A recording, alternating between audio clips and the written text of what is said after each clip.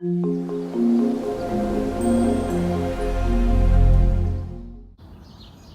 everybody, Joe here with Garden of Luma. In today's video I want to show you guys my soursop and talk a little bit about growing soursop here in the desert in the Phoenix, Arizona area. I am in zone 9B.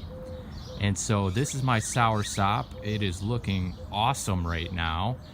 It's mid-April here in the Phoenix, Arizona area. We've been starting to heat up, getting ready for our scorching hot summer. It's supposed to be in the 90s consistently this next upcoming week here. So as you can see, my soursop here, I'm growing in a container. This is about a 15 to 20 gallon container here. I just potted this up to this size container this past winter from a 7 gallon container. So I grew this soursop from seed. Started the seed in 2016. It's 2019 now, so it's going into its third year. And this guy has gotten quite large, as you can see.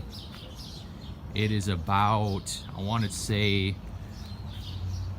probably 6 to 7 feet tall here. And so soursop, I am really surprised that this guy does as well as it does here in the desert climate. As you can see where I have it here, so you can see a large ash tree there. And then the sun exposure is coming from this side.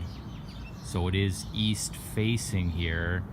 And it gets sun through here and then filtered sun through the trees throughout the rest of the day. So it's pretty much shaded about after 10:30 a.m. And so this is the type of microclimate that you want to have your soursop here in the desert. You know, not planted directly out in full sun. Our scorching sun will just tear this guy up here. But you want some early morning sun and then like maybe some dappled sun throughout the rest of the day like I have here. This is an excellent microclimate for this tree. Keep this watered consistently. Give it plenty of moisture through the hot times of the year. All I feed this tree is fish emulsion and liquid seaweed, and then I do a foliar feed on it. And then as you can see in the container, I top it off periodically with mulch and my rabbit manure compost that I make. And so that's all I feed this tree, and it seems to respond really well to that. I don't do any granular feed or anything like that on this tree. Just kind of go around it here for you. And I will probably have to prune this back at the end of the growing season here, because in the winter time, that is where the challenge lies in growing this tree in my climate.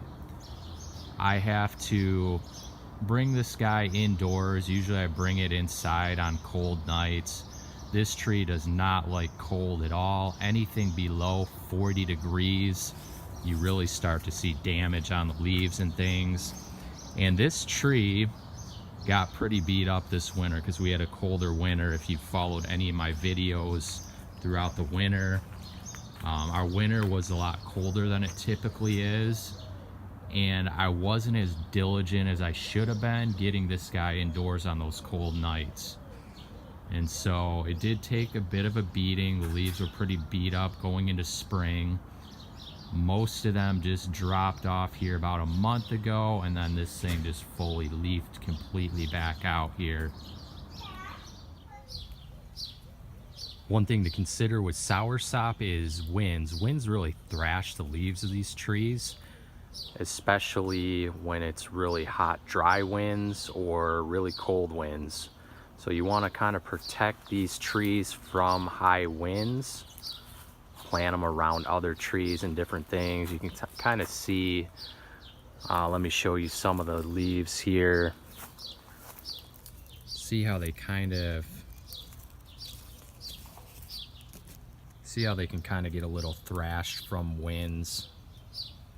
That's some wind damage there on the leaves. So I'm really surprised. I have several different Annona varieties, and they've grown really well here in the desert climate. And this, like I said, is only about 3 years old, and you can see how much it's grown from seed. So they grow pretty steady here in our climate.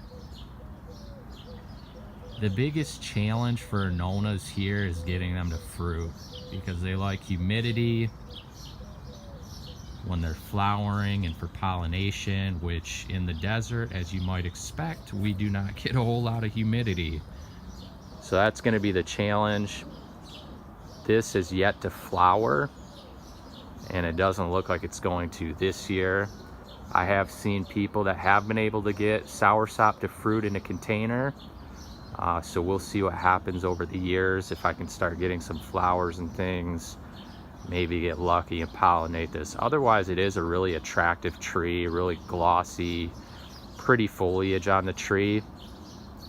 And there are lots of claims on this that it is very medicinal, has claims of anti-cancer properties and different things, using the leaves in teas and things like that. So the leaves are valuable for people, and I did a video on what you can do to make a little bit of money on these leaves. So there is worth in having this tree, even though it may not produce fruit. But I am hopeful that at some point, maybe I'll get lucky and get some fruit. I highly recommend, if you grow this in a marginal climate like Zone 9B, or here in the Phoenix, Arizona area, you do it in a container so you can protect it in the winters. Otherwise, you're gonna have to build some sort of structure and keep it consistently warm using like a heater or something, because these trees will die if they get too cold. You know, and that's like below 35 degrees. So there you go, some tips on growing Soursop in a hot, dry climate like the desert here. Just beautiful trees.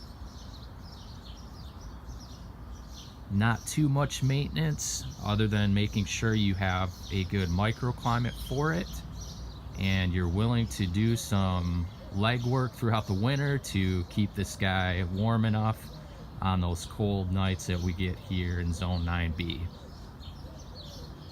Alright, thanks for watching. Check me out at gardenofluma.com for more tips on gardening, growing fruit trees, especially for hot, dry climates. If you're new to the channel, definitely subscribe to stay updated on my latest videos Wednesday and Saturday. Thanks for watching.